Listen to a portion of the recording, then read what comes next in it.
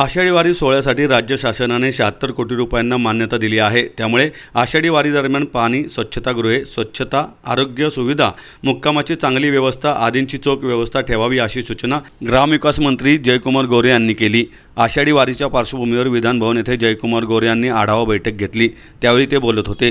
ग्रामविकास आणि पंचायत राज विभागाचे सचिव डॉक्टर चंद्रकांत पुलकंडवार, विभागीय आयुक्त शीतल तेली उगले, पुणे जिल्हाधिकारी जितेंद्र डोडी, पुणे जिल्हा परिषदेचे मुख्य कार्यकारी अधिकारी गजानन पाटील, सोलापूर जिल्हा परिषदेचे मुख्य कार्यकारी अधिकारी कुशल जैन, पुणे ग्रामीण पोलीस अधीक्षक संदीप सिंह गिल, सोलापूर ग्रामीण पोलीस अधीक्षक अतुल कुलकर्णी, पुणे शहर विशेष शाखेचे पोलीस उपायुक्त डॉक्टर प्रशांत अमृतकर, अप्पर आयुक्त तुषार ठोंबरे यांच्यासह अन्य विभागातील अधिकारी उपस्थित होते।